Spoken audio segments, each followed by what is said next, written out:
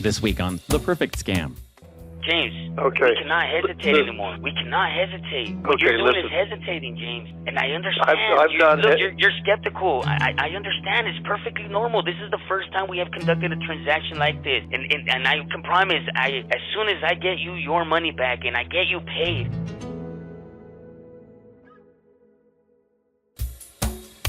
Welcome back to The Perfect Scam. I'm your host, Bob Sullivan. This is part 2 of a 2-part episode. If you haven't listened to part 1 yet, you might want to go back and listen to that first. When we left James, he feels tantalizingly close to completing a real estate transaction, trying to sell his timeshare in Lake Tahoe that he'd owned since the 1990s. But the company he's been working with has told him the buyer is in Mexico and there's a mountain of refundable fees that James has to pay.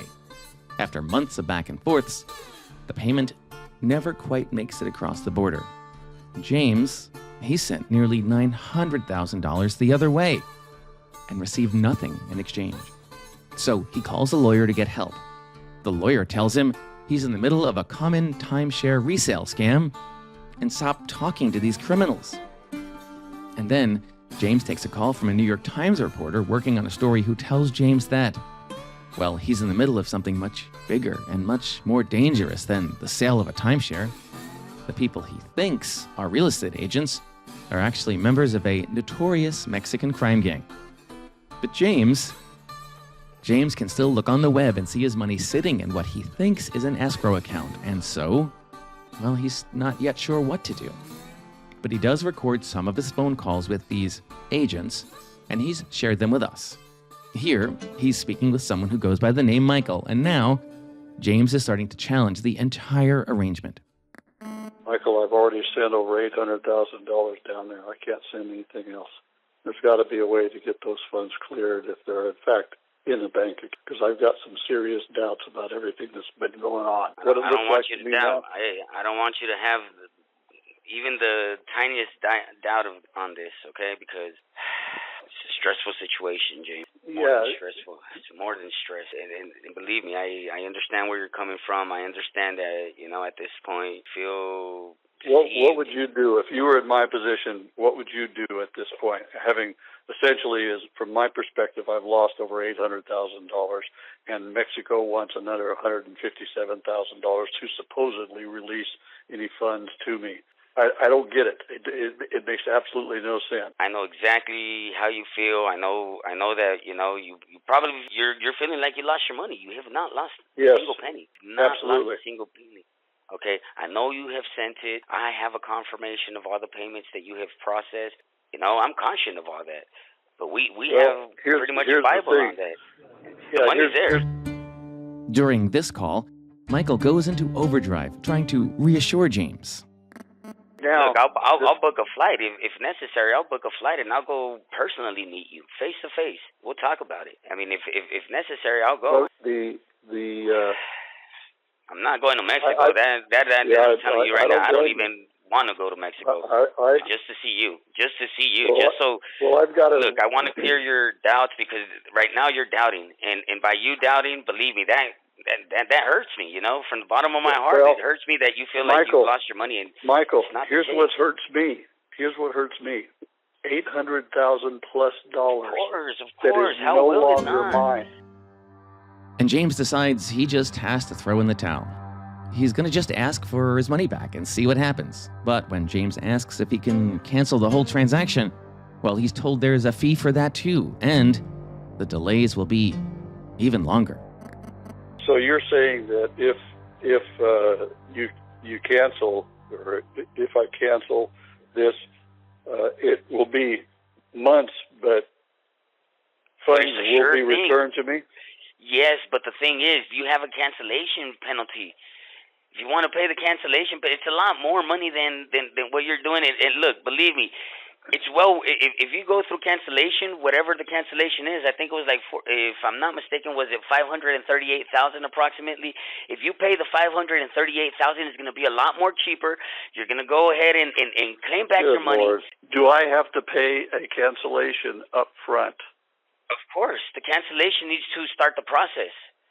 The cancellation fee will I don't have a $500,000. I don't have I $500,000 understand. That's what I'm to telling start you. that. But James has already put pretty much all the money he has in the world into this transaction. He has nothing left, nothing to pay any cancellation fee. But Michael won't give up. None. I don't have any cash. I've got like $6,000 available to make a car payment and a house payment with and buy groceries. All of my money is in Mexico, Michael. That's what I've been telling you for a year. What about your stocks? I sold them. I sold all of my investments to send to Mexico. I've got no stocks. It's in freaking Mexico. At this point, James has already talked with lawyer Mike Finn.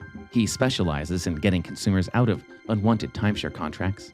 And Mike has told James the deal is bogus, a fraud. Mike has heard from many other victims with pretty much the same story. And that inspires James to do some more research. That escrow company, supposedly in New York, with the website that shows his balance at nearly $900,000 now, well, it might not be what it appears. James pulls up the address on Google Street View. Well, based on the Google search at the street level that I did, I could see the building, and the folks there that I spoke with at Commercial Escrow, they claimed to have million-dollar transactions going on all the time because of their commercial escrow situation. But something tells me that when you've got what looks to be a cleaners or something like that, when you do a Google map ground level search, it didn't come across as being a location that would befit a company that claims to be this big. Multi-million-dollar business deals and the what have you in the commercial realm. But for you to take that step, you at that point you had some kind of creeping sense something was wrong. Oh yeah. Just at this point, this is just getting way out of hand. Do you remember the first moment where you had that feeling like this feels wrong to me? I always, in the back of my mind, had a measure of doubt, and that was planted very early on. However, when I thought about it, this thing with this commercial escrow company, not even in the same state, supposedly, as the realty company or the timeshare company that morphed into a real estate company, that gave me a measure of security as far as, well, how could two different entities in different states be involved in the same thing? But the lawyer telling him it's fraud. The New York Times reporter telling him it's organized crime. The Google Street View and some other research he's done on the company's domain names. Well, it all adds up to a growing realization that James will probably never get his money back. Adding everything up is right around $850,000 and change. Oh my God, that's incredible. And where did most of that money come from? My investments and savings. Do you have anything left? Not a whole lot, no. So sorry, that's horrible. So James tells these criminals he's not sending any more money, but they don't break things off without a fight. You might remember from the end of last episode that in addition to Michael, James has also been talking with someone who says his name is Jesus, and someone else who says his name is Bruce. Well, Bruce said he'd gone down to Mexico to try to fix the transaction, and he is now trapped there because authorities won't let him go without paying a fee. In this recorded call, Michael practically begs for James to help Bruce. Do you know what Bruce is thinking right now? That he did all this for you, that he did all this for nothing, because at this point he told you that by the end of the month of February he was going to get detained. And right now he's detained. He doesn't even have the privilege for a call. Right now, I feel like I'm letting my boss down, and you as my client, hey, we need to really put the pants on and get things going, because right now, James, we cannot hesitate anymore. We cannot hesitate. What you're doing is hesitating, James, and I understand. You're skeptical. I understand. It's perfectly normal. This is the first time we have conducted a transaction like this, and I can promise, as soon as I get you your money back and I get you paid. But James finally draws the line. A few weeks go by, and the crime gang continues to call James. But James has finally followed the lawyer's advice and ceased all contact. A few calls, probably 4 or 5 calls after I quit talking to them or answering the phone calls from both Mexico, the Jesus in Mexico and Michael in Atlanta. They quit calling. I got an email from Mexico saying that, accusing me of not talking to them on the phone, not answering my phone when they call. Mike helps James report the crime to federal authorities, but they tell him there isn't much they can do. Unfortunately for this veteran, this retired law enforcement official, a lot of damage has already been done. To some people, $1,000 is a lot of money. To some people, $1,000 means hardly anything. You had more than $800,000 stolen from you. What does that amount mean to you? Well, it means a lot. I mean, it's virtually all of the accumulated wealth that I had, other than the property I'm currently sitting on, and that was accumulated over basically, past 50 plus years. So 50 years of your hard work, including working for the freedom of America, all that work has been stolen by these criminals.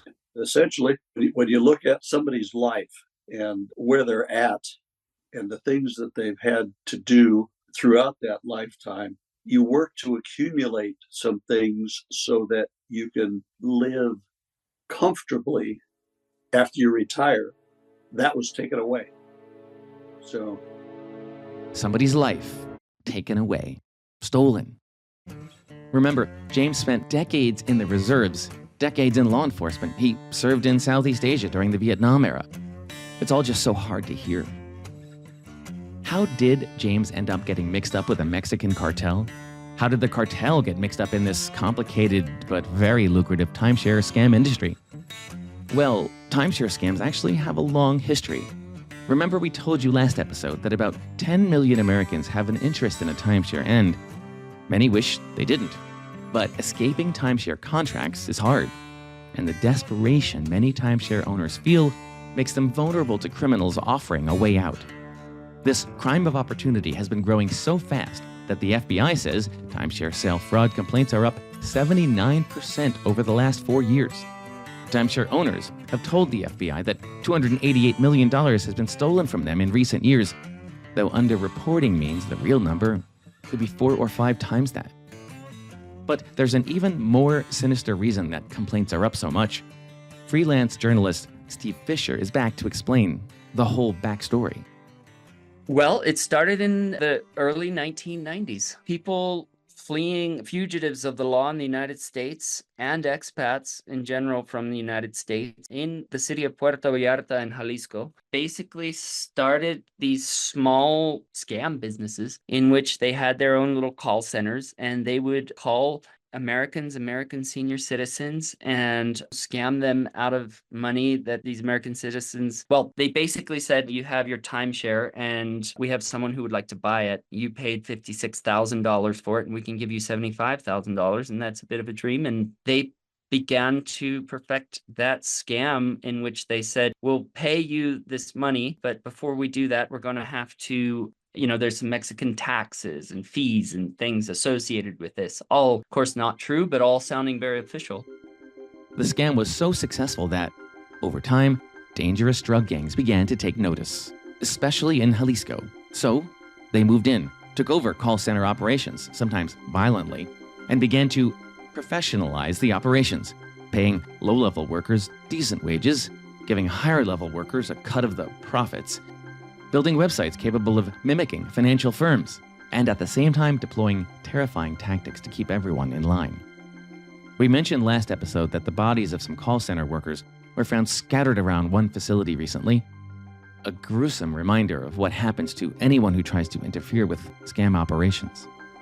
The New York Times reported that some 30 call center employees have disappeared since 2017. And the cartel does all this with relative impunity. No one's going to jail for this, basically, right? Very few people. Some people have gone to jail. There's a case in Louisiana where one example, perhaps the most prominent example, where people are actually going to prison for it, but very, very, very few people have gone to prison. Part of the reason is because there are very few reports to, say the FBI of this scam compared to how many people are actually getting scammed, because people are rather embarrassed. So when you have that cover as the cartel, and you just create shell companies and turn and burn them. The U.S. government officials say that like the cartel will use an LLC for maybe 6 months and then create another one. They have so many levels of cover, including the shame that people feel and then not reporting it to U.S. government officials, that it's extremely difficult to identify and bring to justice these scammers. Compared to the dangerous business of drug running, timeshare fraud comes with a fraction of the risk.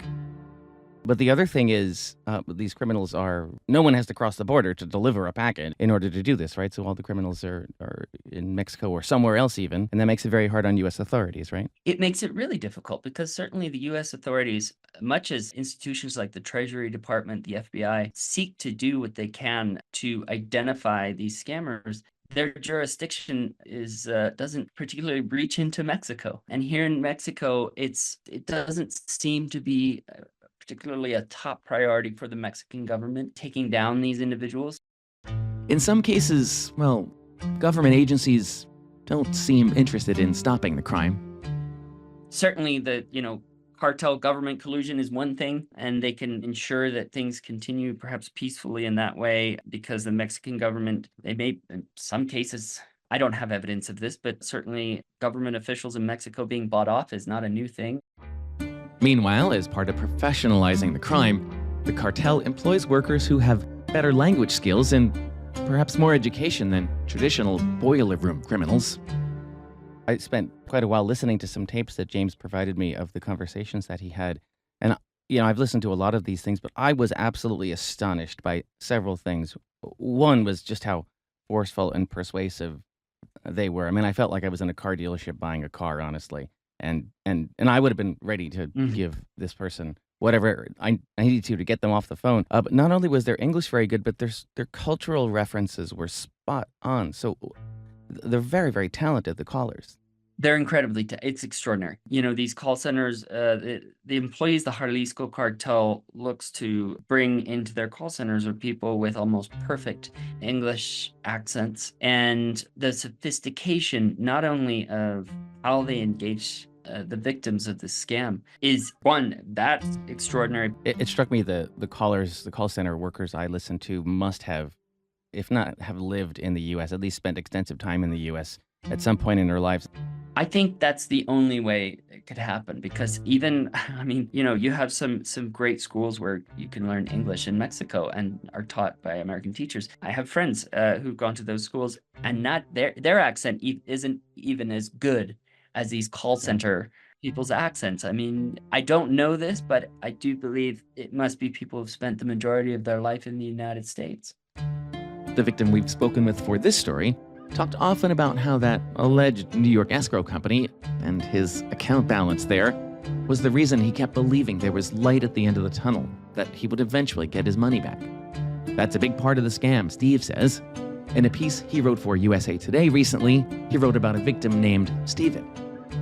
Then their documentation. They have, in the case of my story and the individual that I reported about, they brought his case all the way to what they said was the Supreme Court of Mexico. And the documents appeared incredibly, not incredibly, documents appeared absolutely legitimate. I had to do my own research to investigate the court case number and then realize that this case was nowhere to be found in the Mexican court system. But the documents were impressive, and especially to someone, say, in the United States who may not be particularly familiar with the Mexican judicial system, it's easy to see how all of this would seem perfectly legitimate. There's layers and layers of sophistication and cover in what the Jalisco cartel does, all the way down to actually names of, say, lawyers that actually exist at particular firms that actually exist, or addresses that,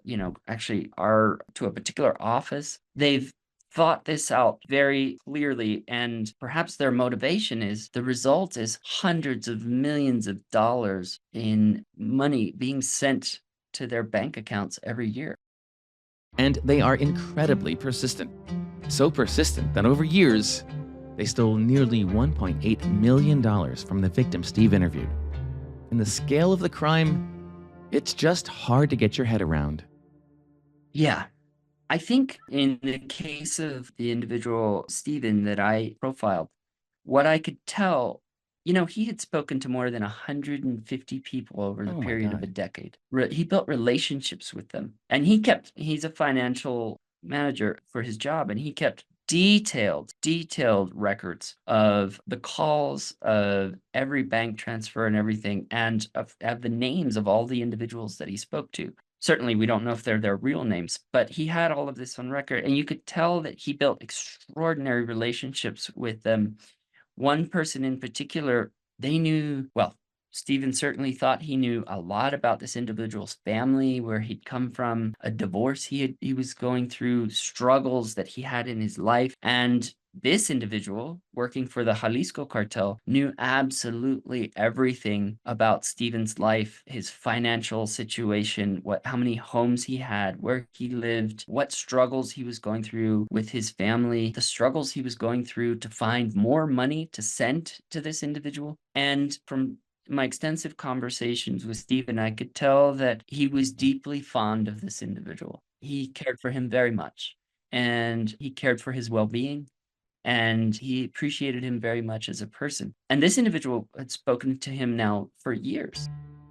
Did you catch that? Over the course of years, about 150 different criminals contacted that victim, Stephen. Only an incredibly organized operation could pull that off.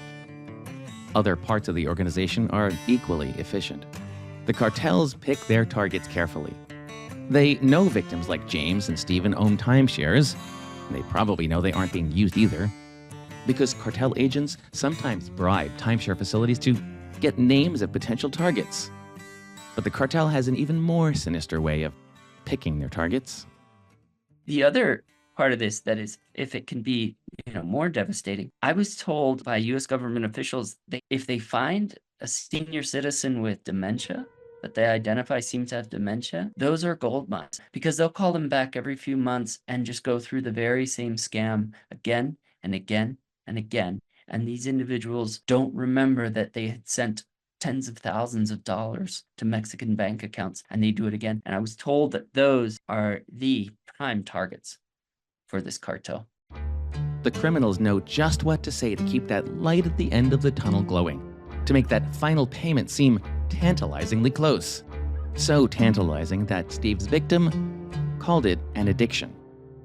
On such a deep level. I just want to drill down for one more moment on the addiction part, though, because there's a sunk cost problem here, right? With each request for a fee payment that comes up, the person who's the victim thinks, this is the one. Oh, this is the one. And you're deeper and deeper in it. And so I think that's where the word addiction comes from, right? Right. So yes, because with every payment, there's a promise of you getting your money, and in some cases, perhaps getting even more money if you just pay just a little bit, So it's the matter of, there's this kind of tantalizing carrot out there of getting everything back that you spent, plus, the $60,000 you originally were promised, say, to purchase your timeshare. And yeah, there's this just one more. If you give just this little bit, there's this fee for the FedEx check, because it's stopped at the border. It's almost there. It's almost to your address. That $60,000 will be in your hands tomorrow. All you have to do is just pay this thing. It's a Mexican fee, government fee. We're so sorry. You just have to pay this $500 fee,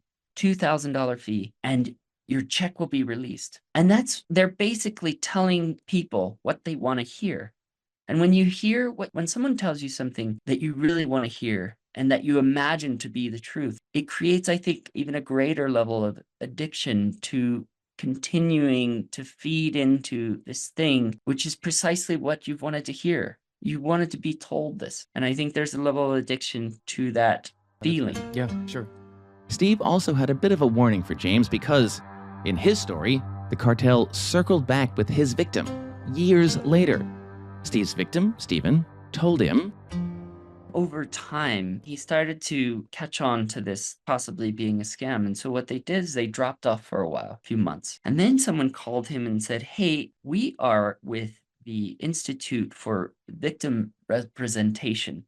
in Mexico. And we just raided a call center that was a total fraud. And we found your information and learned from all of the data and hard drives that we seized that you were a victim of an extraordinary scam, and we're here to help you. So here's how this is going to work. We have attorneys. We're going to bring your case to court, and we're going to clear your name and return the money, all the money that you spent. But not only that, your name was used in other fraud cases. So all the money all the times where your name was used, Stephen, you are owed the money that was people were scammed out of under your name. And it came to the amount of about, they said, $6 million. And this went all the way up to the Supreme Court of Mexico, they said, with attorneys and dozens of people working with him, helping him in this case. The only thing is, bear in mind, remember, this started out with about promise of $75,000, right? And we're now at like $6 million be promised to him. You just have to pay a few fees, But what is $25,000 when you're going to have $6 million in your bank in a few days? And so they continued, and it was during the Supreme Court case, again, fake Supreme Court case, that he sent hundreds of thousands of dollars. He sent more money in the final last 3 years leading up to December of last year than he had in the entire previous 6 or 7 years. So it's no longer even really a timeshare scam at that point. It's something else. It evolves, and that's what they do. And because the callers are all part of a cartel, a large organization with deep pockets, plenty of affiliates, it seems like they have all the time in the world. They wait for a while, and they're patient. The Jalisco cartel is very patient with these victims. They'll wait for a year sometime for things to settle down and come back around. And it also speaks, I think, to the sophistication of their data records and keeping, that they have files on everyone. They know absolutely everything about them, and they'll come back around to them in a little while. And that often works. But James, he doesn't have all the time in the world. His life is now upside down. Instead of a comfortable retirement, he's trying to figure out how he might supplement his income, get a part-time job, all because he was just on the wrong end of the cartel's highly organized, highly sophisticated crime.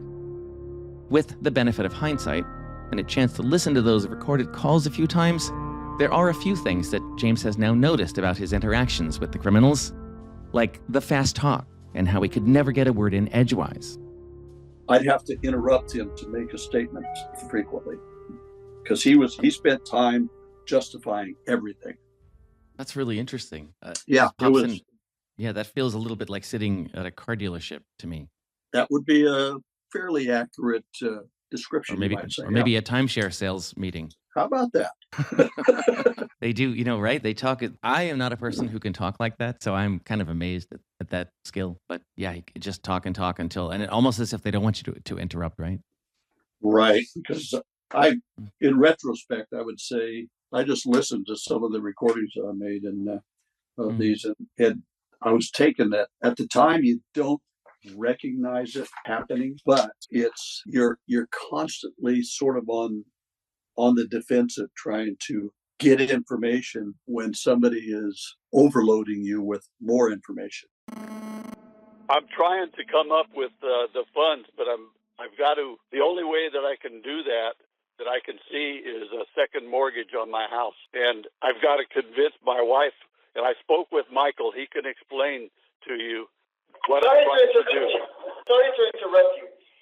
The reason I've been trying to call Michael is because I don't know how your relation was, but definitely going to get better. And that's right now. The goal. That's the goal here. Okay, that's the goal here. Well, believe me, I want to feel secure. I want you to feel secure. I want to feel happy getting home from work. At least knowing that we're able to do something positive in the future. I just talked to Michael. I was on the phone with him when you called earlier, and I was trying to answer. But at any rate, he went to the hospital. He had some sort of thing, stroke or heart issue or something. But do you remember in the past I told you if you had your wife or someone call and ask for your private banking information or try to gain access to your information? Do you remember that? Vaguely. Okay. Let me tell you something. The Fideicomiso executive bank account that I have for you, power by Supreme Court of Justice? That's interesting. That's really insightful, actually. I mean, we've all had that experience, whether it's at a car dealership or at a timeshare sales or at a cell phone store, for heaven's sake. I feel like this happened to me when I try to change my cell phone. Yeah. It was, it's obviously something that's taught in sales schools. I'm sure there's a sales technique, the art of the close or something like that. Who knows? Right. You know. Last episode, we told you that, in addition to all the complexities around this timeshare sale scam, James had something else, even more serious, happening in his life. His wife had been diagnosed with cancer and was undergoing treatment. We're happy to report she's healthy now, but obviously, this has something to do with all that the family has gone through. I don't know how you would separate out you must have been worried sick about your wife while trying to deal with all this. Yeah. That had to have some impact on the choices you made, no? Yeah, I was doing everything I possibly could to end the misery, and And the misery, what do you mean? this was a miserable situation, and I spent a number of times with Michael saying, this has got to end. What the heck? Why is this ending? Well, Michael would just keep saying, well, you just have to pay this. You just have to pay this. And reiterate it so that, once again, Jesus was in on it too, obviously. Yeah. I can't imagine what it's like to try to process all this at the same time. Well, yeah, it's kind of like juggling. You always got two balls in the air. Yeah, that's a lot in the air, though. And something tells me that you're not necessarily giving yourself enough sympathy for what you were trying to deal with all at once. This clearly had something to do with why this went so far. Yeah. You're beating yourself up pretty good, aren't you? Oh, yeah. Yeah. A lot of personal doubts have crept into my psyche, you might say. That's only natural. You probably know I talk to people every week. This is what I do, who have been through things just like this, and they can't help but blame themselves, and they can't help but feel all those doubts. But it happens to all kinds of people, and so whatever degree I can give you some kind of relief. One expression I have heard that is pretty useful. We have this helpline called the Fraud Watch Network helpline, where if you're a victim of a crime, you can call, and there are experts who will talk to you. And it's actually, they offer practical advice, but they also offer some pretty good, just empathetic advice. Uh-huh. One fellow always says that hammer that you're hitting yourself over the head with, you can go ahead and put that down now. You've done it enough. Yeah. I think that's pretty handy. So I'm giving you permission to put down the hammer. Okay. I appreciate that. And with more time to reflect on everything, James thinks the seeds of the scam he suffered actually were sown many years before he ever got the call from Michael. I'm so grateful that you're willing to talk about it because I know it's hard. What do you want people to take away from hearing your story? If it were me, legitimate timeshares would probably be okay, but don't expect to be able to make money on it. It's just, if I had to do this all over again, not necessarily knocking the timeshare industry, but I would likely not have purchased my first one. So you think the trouble began all the way back when you got your first timeshare? Well, from my perspective, that kind of set the path for my wife and myself. When we'd take these trips and what have you, they'd offer a timeshare opportunity to wherever we were staying. And so we obviously ended up buying some more as well. And there's been no problem with them, but except ongoing expenses and the like. I would ask people to really take a close look at what they expect to get out of a timeshare. We met timeshare lawyer Mike Finn in the last episode. He was one of the first people James reached out to when he began to have doubts about his alleged sale. Mike was quite sure the cancer diagnosis played a big role in all that happened. And he didn't want to even talk about that as a factor, but how could it not be a factor? Yes. The man just had so much on his mind. And what happens in these type of situations, and we do deal with other type of victimization, I think his wife's cancer put him in a category where he felt isolated and confused. Sometimes people are so desperate for somebody to talk to that they almost welcome these calls because these scammers are trained to stay on the line and talk about everything and anything. They find out who your family members are. They talk to you. And in a way, I think you develop some, and I'm not a psychologist, but every lawyer is an amateur psychologist. I think that they develop a relationship with these people that makes it easier for them to extract money from them. So Mike has seen many, many scams like this during his career. Well, really his second career. As a lawyer who helps people get out from under oppressive timeshare relationships, Mike actually took the bar exam in Florida at age 65. He'd been a lawyer for decades in Michigan, just so he could more easily represent clients in Florida. But even for Mike, who's been hearing from timeshare resale victims for a long time, the call from the New York Times reporter linking Mexican cartels to the scam, that was a big surprise, in a way. The numbers are astonishing, and I think it does begin to make sense from that reporting that Mexican drug cartel is involved. This is not a small-time operation. This is a big organization that's very sophisticated with a lot of resources. Was it surprising to you to find out that there was a connection to this big Mexican drug gang? Well, I only recently became aware of it, but as you're pointing out, Bob, it makes sense because it's become more sophisticated. The earlier cases were less sophisticated. There was the identity theft, stealing the broker's identity.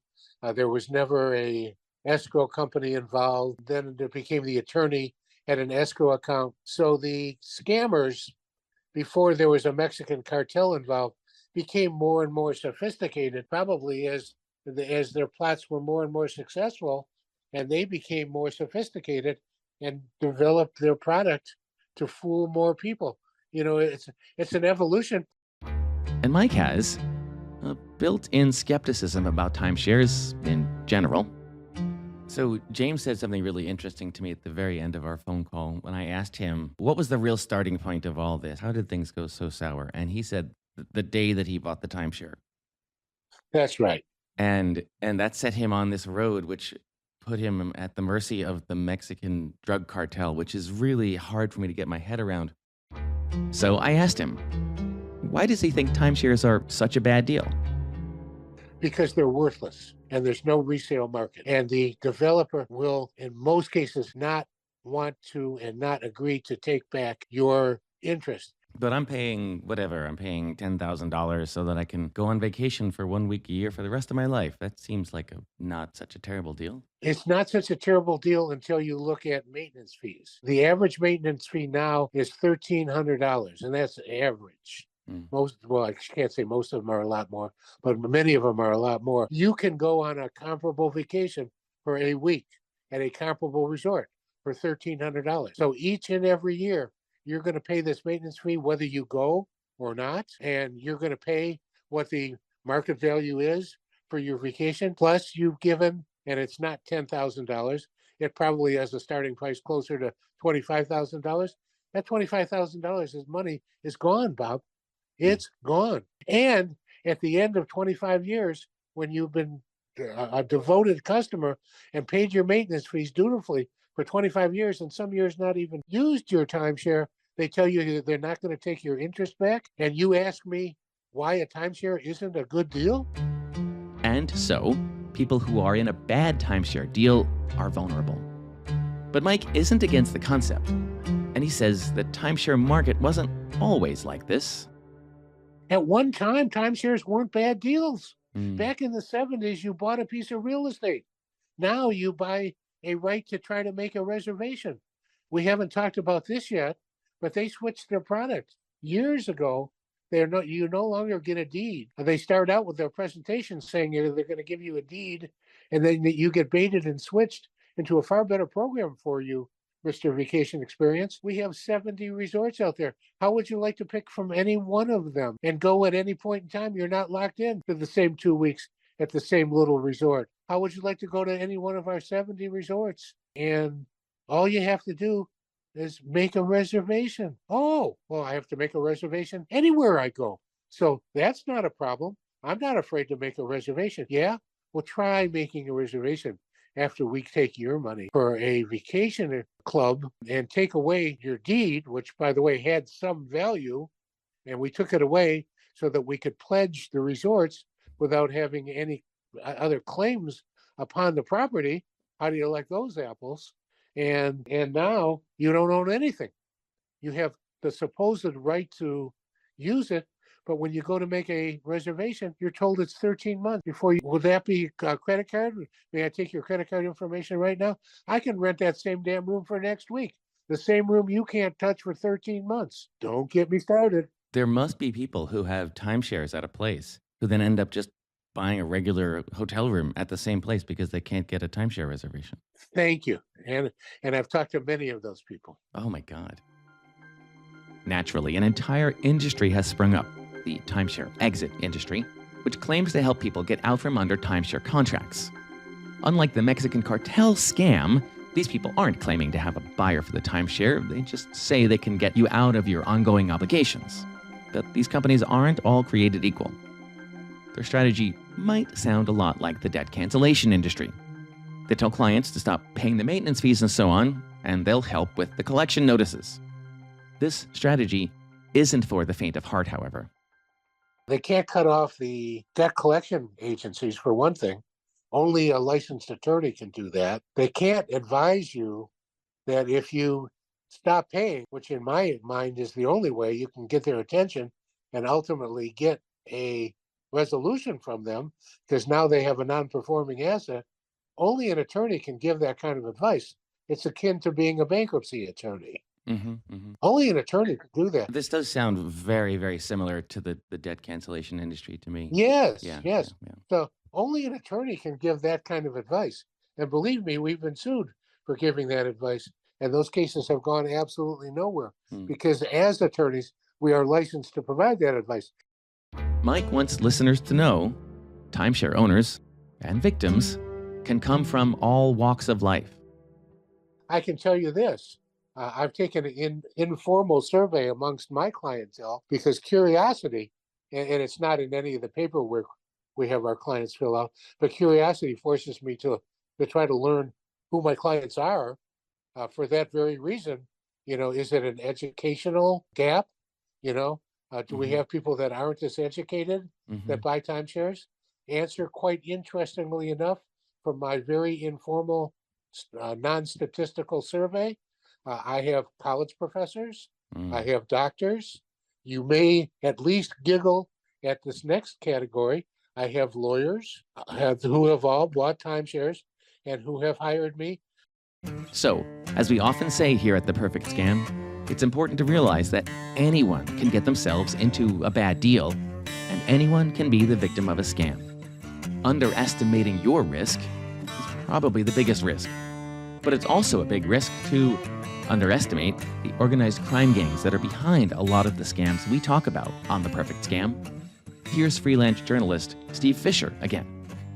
Yeah, I think in general, as U.S. and Mexican citizens, we might underestimate the Jalisco cartel or cartels like them. And by passing them off as perhaps just, bumbling, unsophisticated individuals who just shoot AK-47s at random, we put ourselves in greater danger. The Jalisco cartel is able to adapt.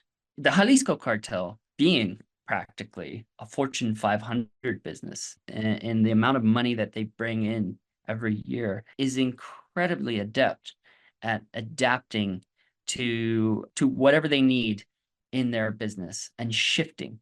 I mean, they do that. They learned that very well in drug traffic. If one trafficking route was shut down, they would just shift to another. Incredibly sophisticated. And in this way, with this scam, they do that so very well. Authorities, the Treasury Department had identified at least 40, I believe it was 40 LLC or businesses associated with this scam in the Jalisco cartel. But the Jalisco cartel was well on to 5 steps down the road to the next LLC. They're so good at adapting. They're so adept. They're brilliant business people. And I think that is what we often miss and underestimate them for. And I think that is why they get away with what they do, because we never really fully comprehend just how sophisticated they actually are. For The Perfect Scam, I'm Bob Sullivan.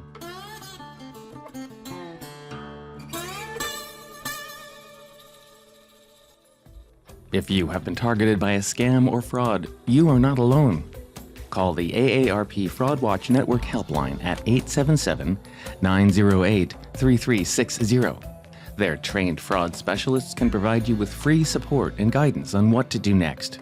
Our email address at The Perfect Scam is theperfectscampodcast@aarp.org, and we want to hear from you. If you've been the victim of a scam or you know someone who has, and you'd like us to tell their story, write to us. That address again is theperfectscampodcast@aarp.org. Thank you to our team of Scam Busters, Associate Producer Annalie Embry, Researcher Becky Dodson, Executive Producer Julie Getz, and our audio engineer and sound designer Julio Gonzalez. Be sure to find us on Apple Podcasts, Spotify, or wherever you listen to podcasts. For AARP's The Perfect Scam, I'm Bob Sullivan.